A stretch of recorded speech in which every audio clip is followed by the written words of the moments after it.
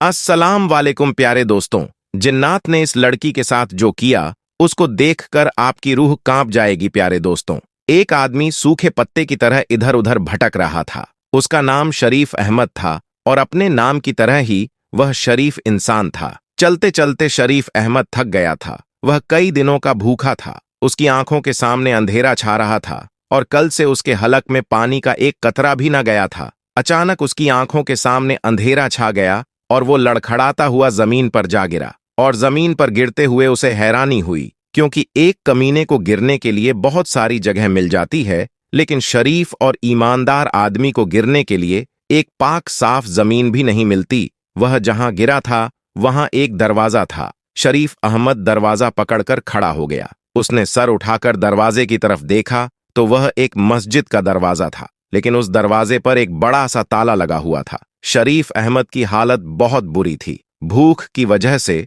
उसका बुरा हाल था और ऐसे वक्त में आदमी सिर्फ और सिर्फ रोटी के बारे में ही सोचता है। लेकिन वह सच्चा और शरीफ ईमानदार इंसान था, पक्का मुसलमान था। उसने मस्जिद के बंद दरवाजे को हैरत से देखा और सोचने लगा कि दरवाजा बंद क्यों है। जोहर की नमाज का वक्त हो रहा है मगर नमाजी कहाँ है। इतने में किसी ने शरीफ अहमद के कंधे पर हाथ रखा और पूछा, कौन हो भाई, कहाँ से आए हो? तो शरीफ अहमद ने जवाब दिया, जी मैं तो अल्लाह का एक अजीज सा बंदा हूं। उस आदमी ने कहा कि हुलिये से तो तुम मौलवी मालूम पड़ते हो। शरीफ अहमद ने जवाब दिया, नमाज पढ़ना तो अल्लाह को याद करना ही है। मेरा नाम शरीफ अहमद है। तो उस आदमी ने कहा कि मेरा नाम खुदा बख्श है और यहाँ इस मस्जिद के पास वाले मकान में रहता हूँ और इस गांव के पंचायत का सरपंच भी हूँ। तो शरीफ अहमद ने पूछा कि भाई खुदा बख्श, ये मस्जिद बंद क्यों है? यहाँ नमाज क्यों नहीं हो रही? जोहर का वक्त हुआ जा रहा है। उसने कहा कि क्या पूछते हो मौलवी साहब, एक हफ्ते से मस्जिद बंद है और यहाँ जो मौलवी पहले नमाज पढ़ाया करता था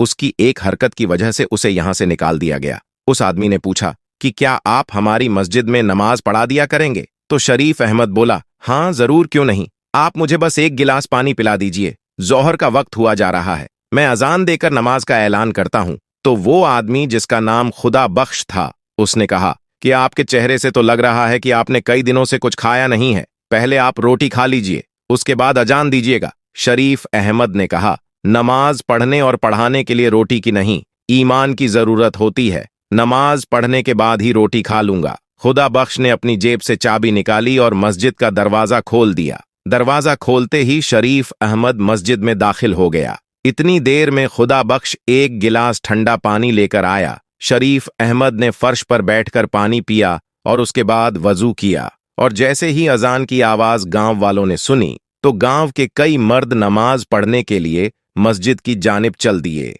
शरीफ की आवाज में एक सोज था। उसकी अजान गांव के हर शख्स के दिल में उतरती जा रही थी। अजान पूरी होने के बाद कई नमाजी मस्जिद के सहन में जमा हो चुके थे। सब लोग नए मौलवी की आमद से खुशी का इजहार कर रहे थे। गांव के लोगों ने यह बात खास तौर पर महसूस की कि नया मौलवी जवान है लेकिन बहुत कमजोर है, और जवान होने के बावजूद नए मौलवी की आंखों में शर्म है। नमाज पढ़ने के बाद खुदा बख्श अपने घर से खाना लेकर आया और शरीफ अहमद के सामने रखा। शरीफ अहमद ने सबसे खाना खाने के लिए पूछा, लेकिन सब ने कहा कि हम अपने घर से खाना खाकर आए हैं। यह सुनकर शरीफ अहमद ने बिस्मिल्लाह पढ़कर खाना खाना शुरू किया। कई दिन बाद उसे खाना मिला था तो लिहाजा हर निवाला उसके हलक में फंस रहा था। खुदा बख्श बोल के, मौलवी साहब मस्जिद के साथ एक कमरा बना हुआ है, आप वहां रह सकते हैं। शरीफ अहमद ने कहा कि मैं मस्जिद में नमाज पढ़ाने के अलावा बच्चों को कुरान भी पढ़ाया करूंगा और उनको दुनियावी तालीम भी दूंगा। खुदा बख्श ने जवाब दिया, माशा अल्लाह, अल्लाह आपको इज्जाद खुदा। बख्श के जाने के बाद शरीफ अहमद कमरे में गया और जैसे ही खिड़की खोली तो फौरन उसे बंद कर दिया, क्योंकि खिड़की से खुदा बख्श के घर का सहन साफ नजर आ रहा था। वहां एक जवान लड़की सहन में झाड़ू दे रही थी। अब जैसे ही शरीफ अहमद ने खिड़की खोली तो उसकी नजरें भी उस लड़की से जा टकराई गईं और लिहाजा घबरा कर शरीफ अहमद ने खिड़की बंद कर दी। खिड़की बंद करके बिस्तर पर आकर बैठ गया। कुछ महीनों में ही शरीफ अहमद की सारे गांव में इज्जत होने लगी। लोग कहते हैं कि मौलवी जवान तो है मगर नीयत में खोट नहीं है। पराई बहू बेटियों को जरा भी आंख उठाकर नहीं देखता। और उस दिन के बाद शरीफ अहमद ने अपने कमरे की खिड़की दोबारा कभी नहीं खोली। वो सारी सारी रात गर्मी में गुजार देता मगर खिड़की ना खोलता। हर नमाज के बाद शरीफ अहमद अल्लाह से गिड़गिड़ाता कर दुआ मांगता कि अल्लाह मेरी नीयत में खोट नहीं है, लेकिन ये मजहर जवानी मेरा पीछा नहीं छोड़ता है। ये मुझे बार बार बहकाती है। जब तक मैं किसी शरीफजादी से निकाह न कर लूं, तू मेरी हिफाजत फरमा, मुझे हर किस्म के गुनाह से बचा। रोते रोते शरीफ अहमद की दाढ़ी आंसुओं से तर हो जाती है। एक दिन असर की नमाज के बाद खुदा बख्श घबराया हुआ मस्जिद में आया। शरीफ अहमद मस्जिद में बैठा कुरान पाक की तिलावत कर रहा था। वो कहने लगा, बेटा जरा मेरे बेटे हंसू को आकर देखो, वह अजीब अजीब हरकतें करने लगा है। कभी वह अपना सिर दीवारों से टकराने लगता है, तो कभी उसके मुंह से अजीबोगरीब आवाजें निकलती हैं। जल्दी चलो बेटा, मेरे बेटे को देख लो, उसकी माँ बहुत परेशान है। शरीफ अहमद खुदा बख्श के साथ उसके घर की तरफ दौड़ पड़ा। जब कमरे में दाखिल हुआ तो उसने देखा कि 14 साल का एक लड़का चारपाई पर लेटा है। उस लड़के के हाथ पैर चारपाई के साथ बंधे हुए हैं। उसके सिरहाने उसकी माँ बैठी हुई है और पास ही में वह लड़की खड़ी है जिसे शरीफ अहमद ने पहले दिन खिड़की से देखा था। शरीफ की नजर पड़ी तो उसने फौरन अपनी आंखें नीचे कर लीं और उसने कहा कि मुझे एक गिलास पानी ला कर दो। शरीफ अहमद को पानी का गिलास दे दिया गया। अब आप लोग दीवार के साथ खड़े हो जाइए और कोई भी मेरे काम में दखल नहीं देगा। इसके बाद शरीफ अहमद ने हंसू के हाथ और पैर खोल दिए और फिर कुरानी आयत की तिलावत शुरू की। शरीफ अहमद ने बुलंद आवाज में कुरान मजीद की तिलावत शुरू की। शरीफ अहमद इलाज कर ही रहा था कि हंसू के मुंह से एक अनजानी कड़क आवाज निकली। कौन है तू? क्यों मुझे तंग कर रहा है? शरीफ ने कहा। तू कौन है? इस मासूम बच्चे को क्यों तंग कर रहा है? जिन्न जोर से दहाड़ा और बोला, इस बच्चे ने, इसके दोस्तों ने मुझे बहुत परेशान किया है, मुझे जख्मी किया है। तो शरीफ बोला कि इस बच्चे ने तुम्हें तंग कैसे किया? तुम्हें कैसे जख्मी किया था? तो वो जिन्न बोला, कल जब मैं इस गांव से गुजर रहा था, उस वक्त मैं एक जानवर के रूप में था, तो इसने और इसके शरारती दोस्तों ने मुझ पर पत्थर बरसाए। शरीफ अहमद बोला कि हाँ, यकीनन इन्होंने गलती तो की है, लेकिन इनकी गलती की मैं तुमसे माफी मांगता हूं और यकीन दिलाता हूं कि आइंदा यह कभी किसी बेजुबान को तंग नहीं करेंगे। हंसू को सजा मिल चुकी है, मेहरबानी करके अब तुम इसे छोड़ दो, तुम्हें कसम है। बचा हुआ पानी उसके ऊपर डाल दिया। पानी डालते ही हंसू के मुंह से एक जोरदार चीख निकली और वह तड़पने लगा और कहने लगा कि हाय हाय जालिम, मुझे मार डाला, जला डाला, यह अच्छा नहीं किया तूने। इसके बाद शरीफ हंसू की तरफ बढ़ा और कहा कि तुम अब कैसे हो? तो उसने कहा, मैं ठीक हूं। खुदा बख्श ने कहा कि मौलवी बेटा, तुम्हारा बड़ा एहसान है हम पर। तो शरीफ अहमद ने कहा, मैंने कोई एहसान नहीं किया है, यह तो अल्लाह पाक की कलम का असर है, हालांकि पाक कलम में बहुत बरकत है। यह कहकर शरीफ अहमद ने अपना बैग उठाया और एक कलम और एक दवात निकाली। दवात खोलते ही पूरे कमरे में जाफरान की खुशबू फैल गई। शरीफ अहमद ने कलम को जाफरान में डब्बो दिया और ताबीज लिखने लगा था। ताबीज लिखने के बाद शरीफ अहमद ये ताबीज खुदा बख्श के दाएं हाथ में दिया और कहा कि इस ताबीज को चमड़े में लपेटकर हंसू के सीधे बाजू पर बांध देना। इस वाक्य के तीसरे दिन असर की नमाज के बाद शरीफ मस्जिद में बैठा हुआ था तो हंसू भागता हुआ आया और सलाम करके कहने लगा कि आपको अब्बा जान ने बुलाया है। तो शरीफ अहमद ने अपना बैग उठाया और तेज तेज कदमों से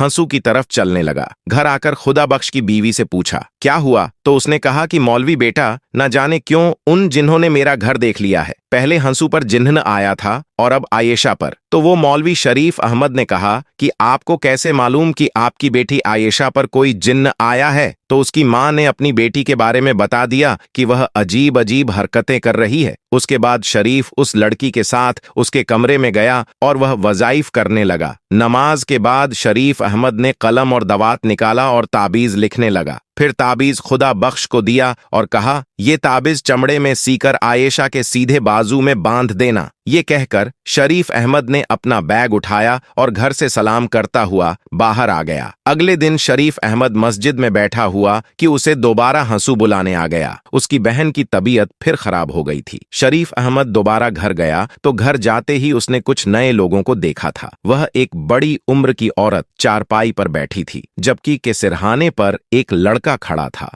लड़के का कद तकरीबन 5 फुट का था। आयशा की मां ने कहा, आओ मौलवी बेटा, घबराओ नहीं, असल में ये आयशा की सास है और यह इसका मंगेतर है। शरीफ अहमद ने कहा कि अल्लाह ताला के कलम की बरकत से वह जिन्नजादी यकीनन आयशा का पीछा छोड़ देगी। कल मैंने जो ताबीज दिया था वह आयशा की बाजू पर बांधा था या नहीं? तो उसकी मां ने कहा कि मौलवी बेटा, मैंने तो रात को ही उसके दाएं हाथ पर ताबीज बांध दिया था, लेकिन सुबह देखा तो वह ताबीज उसके बाजू पर नहीं था। आयशा से भी पूछा, मगर उसे भी मालूम नहीं था कि रात के वक्त यह ताबीज कहाँ गया। इसके बाद शरीफ सबके साथ कमरे में चला गया और इलाज शुरू कर दिया और कुरान पाक की तिलावत और वजीफा पढ़ता रहा और उसे कहने लगा कि तू जिन्नजादी है, औरत है, इसलिए मैं शराफत से कह रहा हूं कि इसे छोड़ दे, इसकी शादी होने वाली है। अगर तूने इसे नहीं छोड़ा तो। यह सुनकर वह बोली कि शादी वह भी इस लड़की की भूल जाओ, क्योंकि वह शख्स जो कि इस लड़की से शादी करेगा वह शादी की पहली रात ही दर्दनाक मौत से मारा जाएगा और यह मेरा वादा है और यह पत्थर की लकीर है। दोस्तों,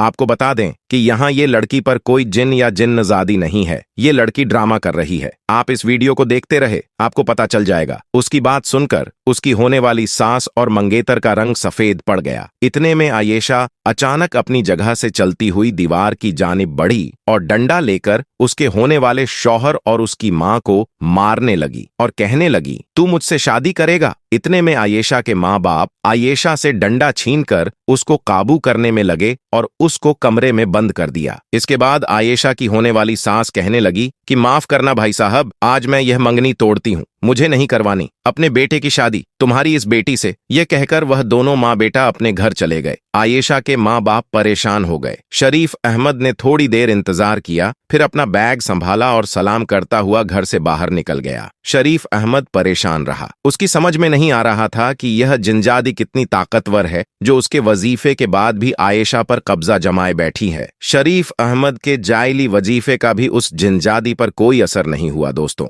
यहाँ पर हम आपको बता दें कि आयेशा पर किसी जिन्नजादी का असर नहीं था, वह तो बस ड्रामा कर रही थी। अगली सुबह शरीफ अहमद बच्चों को कुरान मजीद पढ़ा रहे थे कि अचानक हंसू भागता हुआ आया और कहने लगा कि मौलवी साहिब जल्दी चलो और उसकी बहन की तबीयत फिर खराब हो गई है। शरीफ अहमद जब उनके घर पहुंचा तो आयेशा की मां ने कहा कि बेटा, मेरी बेटी ठीक तो हो जाएगी ना, एक जिन्नजादी की उसका पीछा छोड़ेगी। शरीफ अहमद ने कहा कि आप फिक्र ना करें, ये जिन्जादी जल्दी आयेशा का पीछा छोड़ देगी, अल्लाह तेरी जबान मुबारक करे। बेटा, मेरी बेटी तो पूरे गांव में बदनाम हो गई है और ऊपर से उसकी फूफी ने भी रिश्ता तोड़ दिया है, अब तू ही बता कौन करेगा मेरी बेटी से शादी। तो शरीफ अहमद बोले कि अम्मा फिक्र न करे, अल्लाह बेहतर जानता है, और यह रिश्ता खत्म हो गया तो क्या, अल्लाह इससे बेहतर रिश्ता भेजेगा। आप जाकर आयेशा के कमरे का दरवाजा खोले, आज मैं ऐसा वजीफा करूंगा कि वो जिंजादी चीखती हुई बाहर आ जाएगी और मेरे साथ कमरे में कोई नहीं होगा। शायद शरीफ को उस पर शक हो गया था। अब क्योंकि शरीफ अहमद भी बड़ा नेक इंसान था और उस लड़की की हालत भी दिन ब दिन खराब होती जा रही थी, इसलिए शरीफ अहमद आहिस्ता से चलता हुआ आयेशा की चारपाई के पास आया और आयेशा चारपाई पर बैठी हिल हिल कर अल्लाह की वील कर रही थी। शरीफ अहमद चारपाई के पास पहुंच गया, थोड़ी देर तक आयेशा को देखता रहा और फिर आहिस्ता से आवाज में बोला, आयेशा, अब तुम ये नाटक बंद कर दो, तुम्हारे ऊपर कोई जिंजादी नहीं है, मुझे मालूम है। शरीफ अहमद की बात सुनकर आयेशा खामोश हो गई। उसने अपना सिर ऊपर किया और शरीफ अहमद को घूरने लगी। उसने कहा, तो तुम्हें पता चल गया है कि मैं ड्रामा कर रही थी? शरीफ अहमद ने कहा, हाँ, मुझे पता चल गया है और तूने अपनी आंखें लाल की हैं। तो आयेशा ने कहा,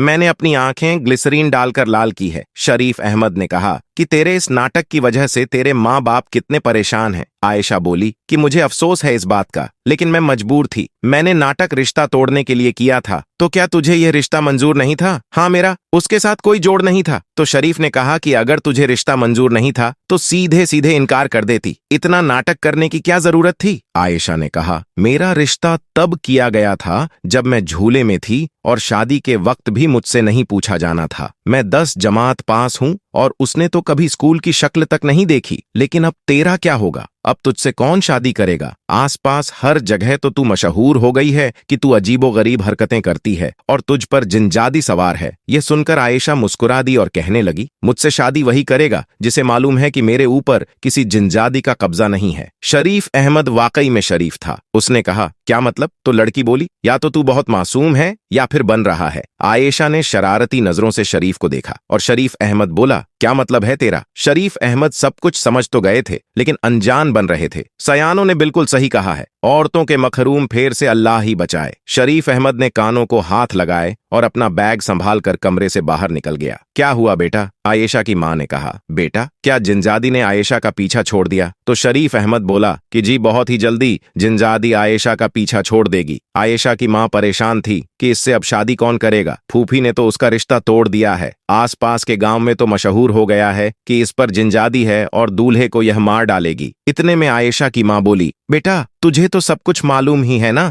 तू तो मौलवी भी है और तू इन सब चीजों से डरता भी नहीं है, तो क्या तू करेगा मेरी बेटी से शादी? और वैसे भी तू तो शादीशुदा भी नहीं है। यह सुनकर शरीफ अहमद ने कहा कि मैं आपकी बिरादरी का नहीं हूं, कहीं ऐसा ना हो कि आपकी बिरादरी के लोग बुरा मान जाएं। लड़की की मां ने कहा कि इस मुश्किल वक्त में कौन सा मेरी बिरादरी मेरे काम आई, जो मैं बिरादरी का बुरा मानने के बारे में सोचो, और फिर तू भी तो मुसलमान बंदा है और इस नाते तू भी तो मेरी बिरादरी का है। शरीफ अहमद ने कहा फलां गांव में मेरी खाला रहती है, मैं सवेरे जाकर उनको ले आऊंगा, आप उनसे मेरी शादी की बात कर लेना। शरीफ अहमद ने अपनी रजामंदी जाहिर करते हुए जवाब दिया था। तो दोस्तों ये वीडियो आपको कैसा लगा? अगर पसंद आया हो तो लाइक जरूर करें और चैनल को सब्सक्राइब करना बिल्कुल ना भूलें। कल फिर मिलेंगे, तब तक के लिए खुदा हाफिज।